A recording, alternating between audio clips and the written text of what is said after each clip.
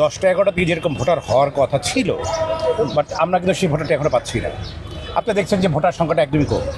এবং আরেকটি বিষয় লক্ষ্য করা যাচ্ছে যে আইন শৃঙ্খলা রক্ষাকারী বাহিনীর সংখ্যাও কিন্তু শিল্পীদের তুলনায় বেশি। আসলে এত আইন শৃঙ্খলা রক্ষাকারী বাহিনীকে এই ব্যাপারে আমি একটু আগে বলেছি, এটা আমার একদমই কাম্য না।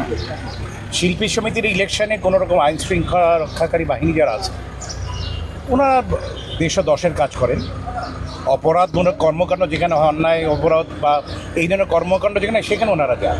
তাহলে আমি ধরে নেবো যে এখন এফডিসিটাকে সেই ধরনের কোনো কিছু হচ্ছে যার জন্য তাদেরকে আসতে হচ্ছে, প্রশ্ন একটা আমারও। তবে যাই হোক, যারাই করেছেন, আমার ভবিষ্যতের প্রত্যাশা থাকবে যারাই ক্ষমতায় আসবে, পরবর্তীতে নির্বাচন আমাদের নিজেদের মধ্যেই হোক, অন্য কাউকে কোনো কিছু বলার দরকার নেই। আমরা করবো, আমরা দাঁড়িয়ে থাকবো, আমরা ভোট দেবো, আমরা হাউমাউ কুমড়ো, আমরা চিল্লাচিল্লি করবো, আমরা ভোট দেবো। যারা জিতবে অপোনেন্ট পার্টি তাদেরকে মারা হয়েছে। আমিও যদি হারি, আমাকে বলবে যে ভাই সরি, আমি যে তাকে ফুলের মালা গলায় পরিয়ে দেবো। আমি যদি যাতে আমাকেও ফুলের মালাটা সে পরিয়ে দেয়, আমাদের মেন্টালিটি আসলে সেরকম ভালো। আর রুবেল ভাই, সময় বাড়ার সাথে সাথে কি দর্শক মানে বাড়বে কি না, কিন্তু স্টার শিল্পীরা আসলে কখন আসবে কিংবা এরকম কোনো কালকের যে টাকা লেনদেন বিষয়টি একটা অভিযোগ এসেছিল দুই পক্ষের বিরুদ্ধে, একটা অডিও ক্লিপ ভাইরাল হয়েছিল দুই চ্যানেলের বিরুদ্ধে।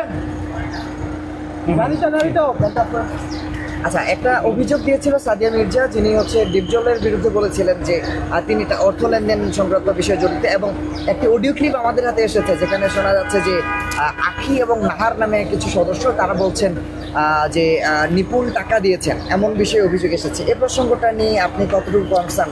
আমি এই ব্যাপারে কিছু জানি না, আমি মন্তব্য নেই প্রয়োজন। যেহেতু আমি জানি না, সেই ব্যাপারে আমি কোনো কথা বলবো না। ঠিক আছে, বিকজ আমি যেহেতু জানি না, সেই ব্যাপার নিয়ে আমি কোনো কথা বলতেই রাজি না। আর যেহেতু দুই প্যানেলের নামে এসছি, সেটা কেন করেছে আমি জানি না। আর যেহেতু জানি না, আমার মনে হয় সেই ব্যাপারে কথা না বলা ভালো। ওকে, থ্যাংক ইউ ভাই। আমার একটা রিকোয়েস্ট থাকবে আপনাদের, হ্যাঁ প্লিজ, যে এটা হলো আমার ফ্রেন্ড রিকোয়েস্ট, আপনারা যে কোনো নিউজ করবেন না, এটা আমার খুব আপনাদের কাছে আবদার থাকবে। আপনারা আমার, you are like my son, like my brother, like my friend. আপনারা চেষ্টা করবেন আপনাদের এটা ভিউ বাড়াবার জন্য নেগেটিভ কোনো নিউজ করেন না।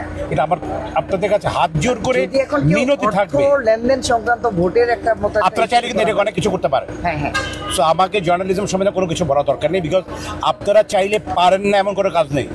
আমি বিশ্বাস করি pen is mightier than the soul. তো আমার কথা হচ্ছে, কেউ ভুল করলে সেটা করা যাবে কিনা না করা যাবে। একটা ভুলকে আপনারা দুইভাবে তুলে ধরতে পারেন। একটি হচ্ছে উত্তপ্ত করা, আর একটি হচ্ছে সমাধান দিকে সুন্দরভাবে যারা ভবিষ্যৎ কেউ না করে। আমি তোমার ব্যাপারে জানি, কিন্তু তুমি যদি ভবিষ্যৎ ধরনের করো, তখন তোমাকে কিন্তু ধরা হবে। আমি সেটা পারি। আর একটা হচ্ছে আপনি জনগণের কাছে তুলে ধরে দিলেন, তাহলে কি হলো, ব্যাপারটি উত্তপ্ত হলো। আপনাদের কাছে আমার রিকোয়েস্ট হচ্ছে, কেউ ভুল করতে পারে, অন্যায় করতেই পারে, সে যেহেতু মানুষ। আমার কথা হচ্ছে, তাকে একটা সুযোগ দিয়ে বলে দেবেন, ভাই আপনি এই ধরনের করলে, ফার্দার যদি এই ধরনের করেন, তাহলে কিন্তু আপনার ব্যাপারে স্টেপ নেব। আমার কথা হচ্ছে এই, আপনার